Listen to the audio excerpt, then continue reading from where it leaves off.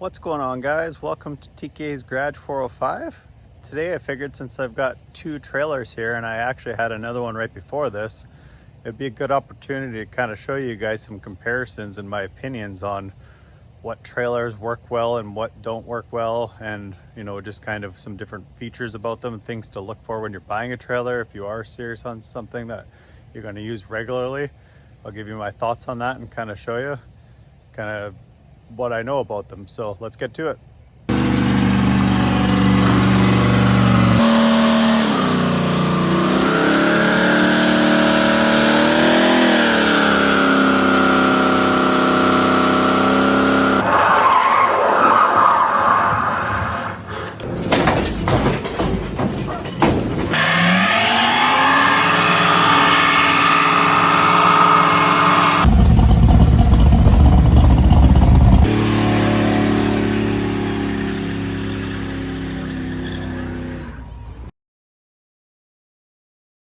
People think I always make this stuff up. This isn't my fault.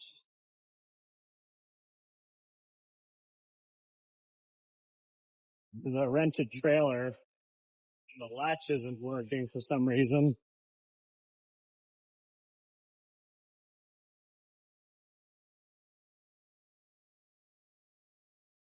So you have to stand on it to get it to latch.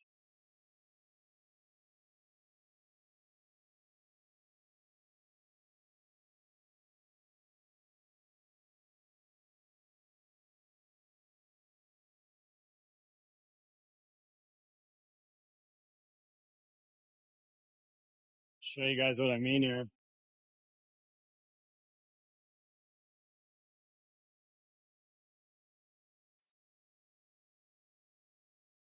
It's a latch underneath there, and the latch is barely grabbing.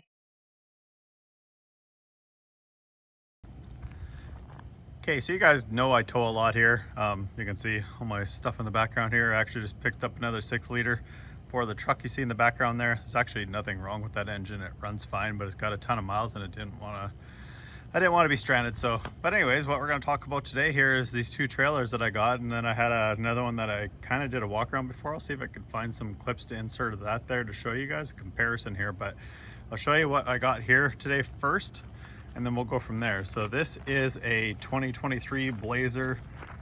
So this one is a 18-foot flat, and it has 2 feet of dovetail. So the first part about this trailer, you can see it's got 8 lug axles. So when you're looking for trailers, 8 lug axles mean it's either a 7,000 pound axle each, so 14,000 total. Something to take away from that, a lot of people don't think about, is like, they're like, well, it can haul 14,000 pounds. Yes, it can. Number one, you have to subtract the weight of the trailer from that. Now, some trailers will say that amount. So like, let's say if this is a 4,000 pound trailer, which is probably pretty close, then that means you'd be able to haul 10.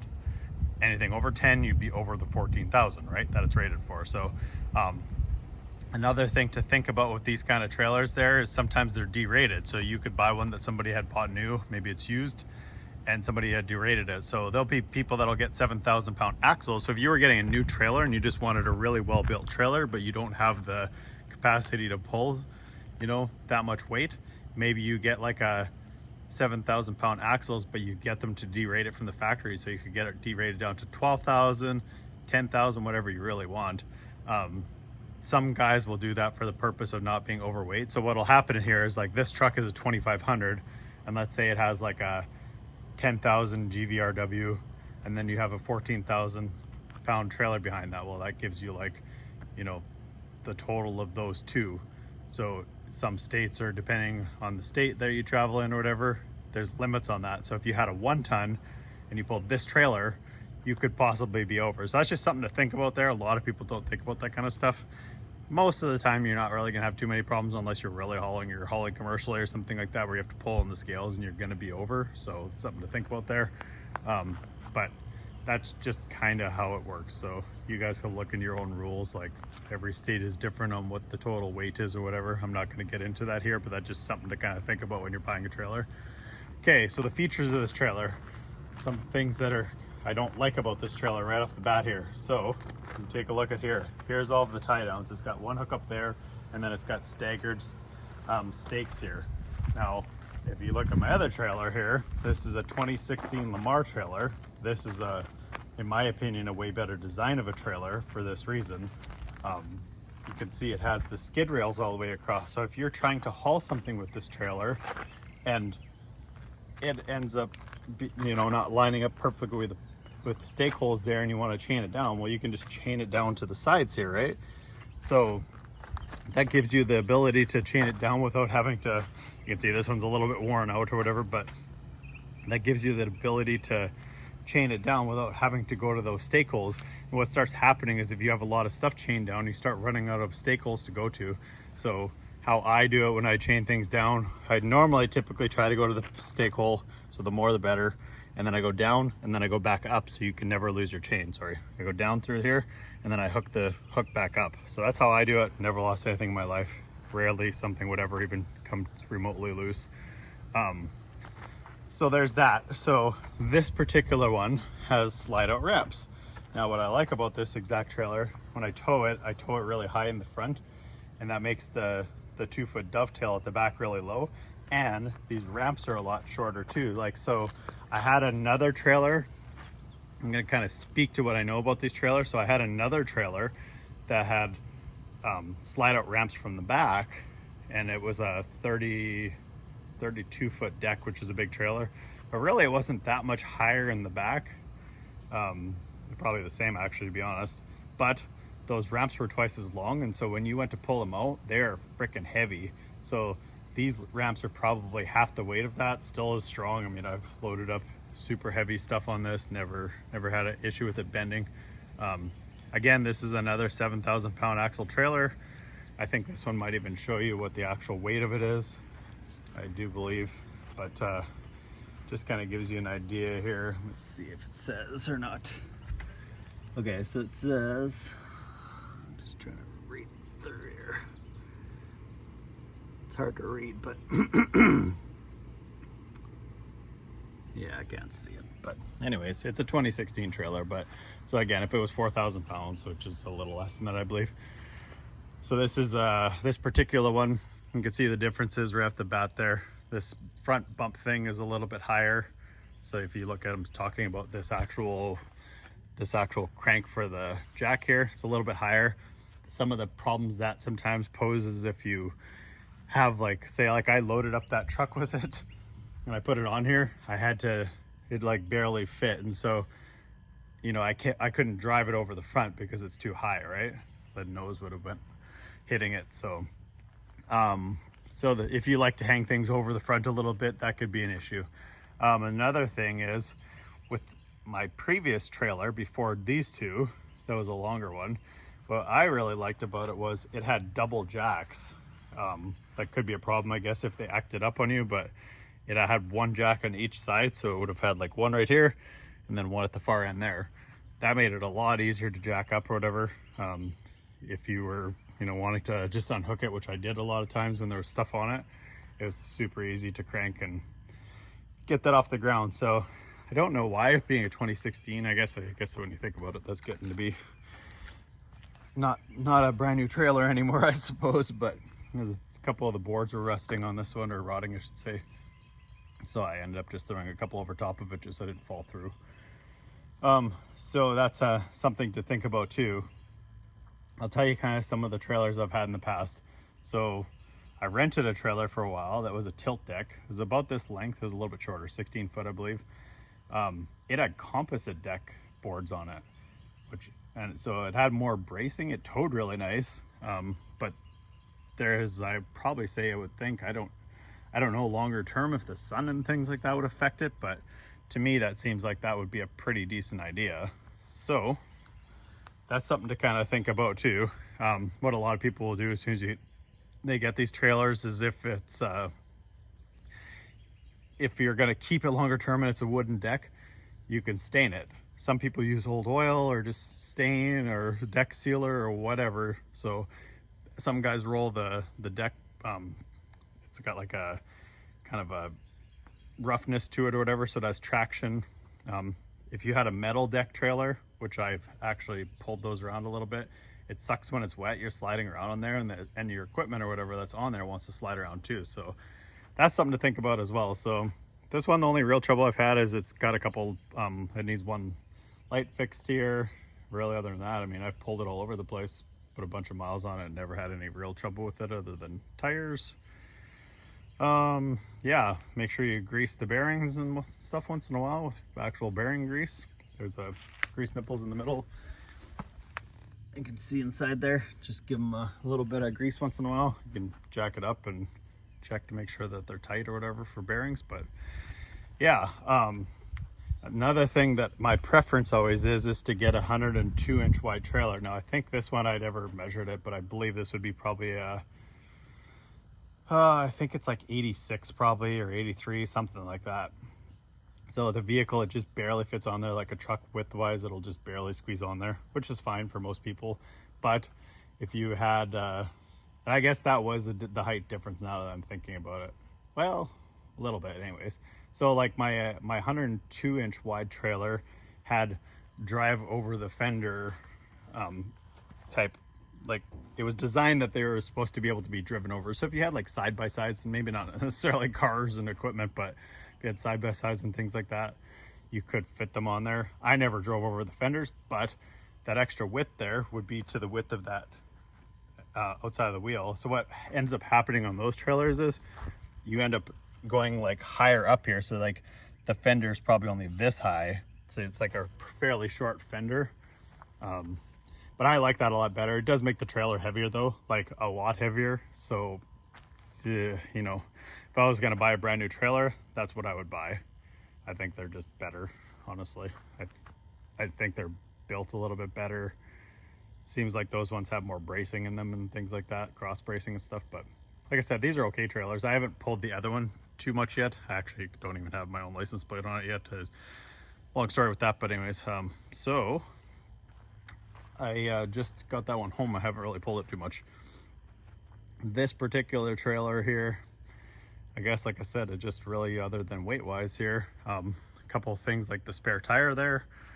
When the spare tire's on it, if you were trying to load something from that side, it's kind of in the way sometimes. I do like that it's off to the side and that it's not in the way, because sometimes they'll put them in the front and it's kind of in a weird spot. Trying to think where my other trailers were. I had another one that was like in kind of an annoying spot. The one trailer I bought, they had put to the front here, and it had a clamp on it, and the clamp kept kind of wanting to come loose or whatever. So I think it would be nice if they just had it down here. That would be probably the best spot for it, but I haven't had one with that yet. So it's hot today. So this particular one, I'm gonna back up out of the sun here a little bit. So yeah, like I said, this one is a 20 foot total, I believe. I think it's 2-foot dove and 18-foot deck. It's a little bit longer. This is a 2023, so a little bit newer. You can see it's got lots of oil on it already. Probably some from me, some from the last guy. Whatever. I actually bought it with a skid steer. I just wanted a little longer trailer. That was the reason I bought the trailer with it. So I was gonna sell this one. Still, it wasn't as long as I thought it was. I didn't realize it till I got there. He wasn't sure. And anyways, but so here again we go, there's some pros and cons here. So you can see, like I mentioned about the peg holes and where the tie downs are. If you hook it to these and something ever slacks off, you're gonna lose your chain. Or if you hook it back to those, then you'll never lose your chain if you do it like I showed you. I do like that it has this little step here, because you can kind of step up on that to kind of get onto the trailer, which is pretty sweet. That actually, I didn't really think I'd use it, but I use it all the time. So there's one thing that I didn't mention about this trailer that my long trailer did have before, and this right out as soon as I bought this trailer, this was a problem. So as soon as I bought this trailer, I went and loaded up a skid steer with it, and my old trailer had back here had like jacks that you put on it, and that would like support it so it didn't try to tip up and pull that weight up on the back of the truck. And I've seen this happen a bunch already, where this one actually, the hitch was a little bit worn out, I guess, from being used for so many years. It actually unhooked when I went to load it, and it just by fluke, when I drove on, I thought the whole truck was just tipping, but it actually had come unhooked. And so it actually just fell right back on the hitch, which was like just a fluke thing that it didn't damage my truck at the time. But so that's something to really think about. I wish every trailer had that. Now, I didn't really think about that before because I didn't really tow much heavy things before. So in some previous places I worked at, we had a trailer like this where it had these stands. And so I guess that's what these stands are designed for. When you tip it down, these stands are designed to actually like hold the weight, right? So on paper, it looks like a good idea, but it doesn't really translate to actually being a good idea. I don't know if I have enough space to show you this. Let's see if I can show you this. Okay, so I just let that down to kind of show you guys there. Now this is a really fluke situation where it actually went all the way down. I don't have room to set the other one down, but I can guarantee just how it's sitting here that it wouldn't actually go down. So what happens is, like, and I've got the flat hitch on it, so it's not like it's raised in the front or anything. It's just the totally level hitch here. I can show you guys that. This is actually an annoying hitch. I'm going to change it out. It was what I had to hook up. So that's just the hitch that's on there. So normally when you go to fold this down, this will touch the ground and you can't even get these ramps down half the time. And so the last time, you can see I actually bent this by accident. I was trying to just drive off and I thought it was just not quite there, so I just started backing off or whatever, and it ended up basically kinking. It was basically putting weight down, but the ramp back here was folding up, so it bent up that bar, which just sucks or whatever. But it's just kind of a dumb design. So I don't know if the last guy, he had put this on here too. He slid like a piece of galvanized in there so they wouldn't slide around. Normally they'll slide a little bit, but there's a limit on how much they'll slide too, right? Like if you had something narrow you wanted to go on there, that's going to be a problem too. But I don't like this. Maybe they just make them all too long or whatever the deal is here, but it's like when you go to set it down, 99% of the time you can't even get it. Like it'll basically right here, it will start hitting the dirt, and even if you try to jump on it or do whatever, you just can't get it down. So that's a problem. Okay, so that kind of shows you that's my biggest hang up with this particular trailer. The one thing it doesn't do that I thought it was going to be really obnoxious, I thought these ramps would rattle like crazy back there, and they don't. It probably hurts your fuel economy a little bit with that wind dragging back there, because it's got some pretty good size. When you look at this, you know, and you can feel it back there even when it's empty. Like these are pretty big, and they're V'd in from this side, right? Because that's where the grips are. So they're basically scooping wind the whole time, which probably isn't really a great design either. So I would say, yeah, this thing should have a double jack. And maybe those stands, if they were just a bit shorter, that would be a better solution to that. That's the only thing that I could think of. Said if I was going to order a new trailer like this, I'd get a 102 wide. I think personally, the minimum length for me would be a 24 foot. This isn't long enough still for me. Even just hauling vehicles or whatever, it's just not most of the time. I mean, honestly, you think about it, most people want to have a toolbox on the front. I got a little toolbox there, but if I put it on there, then I'm not able to actually like fit what I want to fit on there most of the time, and it's in the way, and then you got to take it off and whatever. So that's kind of an annoyance. Other than that, it pulls pretty good. I don't like the factory tires that come on them. This is the factory tires, whatever they got here. ST radials, which is a common tire, but they're like a 10 ply tire. I normally put 16s. These are 14s, I believe. They're Gladiators, and I think there's a different brand on there too. But I put, right as soon as I got this trailer, I put 4 brand new tires and wheels. Changed everything so that they were all the same. But I like that style of tire better. They last longer. Another thing you'll see, I don't know if you can kind of see it on the other side here.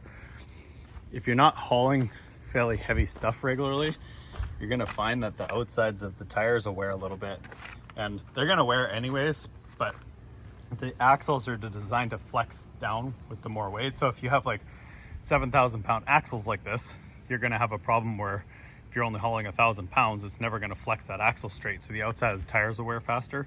And then also you're gonna have an issue with like the tire scruff. So like these two tires, usually the back one always wears first because you're always going into the fuel pump at the same spot. So you're always like going left. Let's say if your fuel tank's on the left, you're always scruffing it to the left, and that's a common thing. That's kind of something to think about there. Now, to talk about like the trailers I had before, the tilt decks, I'll tell you why I don't like the tilt decks. Like I just mentioned about putting the toolbox on it there. If you want to put the toolbox in the front, a lot of tilt decks don't have like a stationary area. So if you are looking at a tilt deck, I'd say at a minimum, get a stationary area one. If you tow like a rental one, you can rent them all different places. They have surge brakes on them, which is basically like a hitch brake. The harder you hit the brakes, the more the trailer slams into the truck, the harder it brakes or whatever. You'll see sometimes if you get on the brakes hard and it's empty even or whatever, it'll actually smoke the tires flat. So that's not a good solution to me. I mean, it's good enough if you need to rent something or whatever, but it's not like something you'd want to buy a trailer with. So yeah, stationary area, I would say was a minimum. At least get a 2-foot stationary area so you can do things like this. Like I carry my generator all the time. So if I want to have a generator on the front, that's kind of a problem. Another problem is, so I used to haul some smaller equipment around, and I would haul like say like riding mower style tractors or something like that. So you'd put one to the front, but then how do you get another one on it? So you have to try to tilt it. Well, it's like the gravity tilt ones, right? They're hydraulic assisted, so they're like basically like they have like a gas cylinder that forces up the ram, but once there's weight on it, it won't tilt anymore. So then you can't get things on and off, and that sort of turns into a problem. If you had a longer version of a tilt deck like that, it's kind of the same thing. They make huge ones that are like 36 feet long, and it has maybe like a 10-foot area or whatever it is, 12 foot, 14 foot of tilt. I guess it'd be more than that, probably. It's probably 16 foot. It'd be 16 foot of tilt at least. That'd be the minimum. So if you have something in the front and that trailer tries to tilt, you end up having the problem of, well, it might hit the thing in front of it. So I'll give you an example here. I rented a really nice steel deck trailer, tilt deck trailer one time to load up a vehicle I had. It was a 2012 Yukon Denali Extended. And so what happened was, when I started driving on here, the wheelbase is so long on that, and then the front was so heavy, as it came up to the front on that trailer, the back started to tilt upright, and it actually hit the back, like the lower rockers, because it was tilting up already to try to go because so much weight was at the front. So I think that's not the greatest design. I really didn't care for tilt deck trailers so much. The last one I rented there was brand new, only made it about 3 miles up the interstate. So when it tilts down, I'll just kind of show you how it works here. When it tilts down, it'll come down here, and then there's two little hooks, basically this way, I guess. So it'll be like this, and then there's a hook on each side. One on this side, one on the other side, and those two little hooks will grab on a piece of metal there. Now, whether it's metal or galvanized or whatever it is, doesn't really matter. Those things are never perfectly tight because there has to be room for them to drop in there to lock. And so what ends up happening there is those wear just from shaking, right? Because there's always tension from that gas shock trying to push up on it. So it's constantly just shaking and shaking and shaking and shaking. And so in no time at all, it just wears holes through them. Other things that I've heard happen from other people, they say, they forget to unhook it or something, and they go to back off and it just bends up the whole piece of metal or whatever. And that's obviously user error, but it could happen. But so that's just kind of my thoughts on those trailers. Like I said, that's the bulk of them. I had a deckover. A deckover for me personally was just way too high to load anything on. You're not going to load vehicles on it. Equipment's kind of sketchy if you got bigger equipment. It's such a high lift or whatever to get on them, things like that. So they have their place or whatever, but I had a 24-foot deckover for better part of a year there, and I just didn't really care for it. I would say if something to think about here. So people don't think about this, and the only reason I think about this is because I've had it happen to me now, and this is the reason I go with bumper pulls. So I was actually pulling with my Dodge truck there. I was in West Virginia, I think it was, and my transmission went out. And so when they came to rescue me, if I would have had a gooseneck, which I did right before that actually, but I just happened to have switched to a regular trailer there. But if I if I didn't have a regular trailer, like a bumper pull trailer there, the problem with that would have been they wouldn't even be able to tow my trailer off the side of the highway. And I think I had a vehicle or something on it at that time. I can't even remember anymore, but it was loaded. And so he just basically put my truck on his like rollback there, and then he hooked up the trailer to his little bar or whatever. And then he towed the trailer behind that just to get me back into town. So at least it wasn't sitting there on the side of the highway, because if you left it on the side of the highway, you know, somebody's either going to steal it or, you know, steal parts from it or steal whatever, just pillage it or whatever, because that happens all the time. You guys see when you drive down the highway, people freaking break into vehicles or steal trailers or steal tires or whatever the deal is, right? So I'll never leave a trailer on the side of the highway for that reason. So that's actually happened twice to me now. The last time was with this pretty recently with this truck or whatever, so I ended up the same situation there. So I had to get towed, and they towed the trailer behind it, and I was unloaded that time. But just something to think about. If it was a gooseneck or a fifth wheel or something like that, they'd have to leave the trailer there. So that's the reason I haven't gone back to a gooseneck or a fifth wheel or something like that. So, but anyways, guys, so that's kind of what I just wanted to show you guys. Just there's a lot of little things that people don't think about with these that end up, as time goes on, turns into a problem for you. So just something to kind of think about, like I said. So for me, the bump rails all the way across down the trailer, that's the main thing. Double jacks would be nice. Obviously I can make do without them, but it is a nicer situation. Bumper pull, and I think, you know, depending what you're doing, the average guy could probably get away with, like, they have their trailer there, 18 foot, it'll haul almost any vehicle. I mean, I hauled my crew cab long bed on it there, you can see. So I mean, that's the longest vehicle you can buy, so we know that'll fit anything then. But most guys can get away with that. If you're just an average guy and you use it once in a while, that'd be fine. But if you're hauling regularly, I'd say get a 24-foot deck. I think that's a better solution. And I don't know, I like and dislike these ramps because they're quick, but then I don't like that they're kind of some limited things with them. They hit the ground and things like that. So just something to think about. And if you do get a ramp trailer, one like this other one is kind of nice because the ramps are a lot shorter. So I will see if I can find some. I actually did a walk around video of a tilt deck trailer that I have. I'll see if I can find some clips of that to insert in there. If I can't, no big deal. I'll just kind of give you an idea of what I was talking about there earlier. But anyways, guys, well, thanks for watching again. Make sure you like, subscribe, share me around on social media. Helps me grow the channel a lot. And then we'll catch you guys in the next one. Thanks, guys.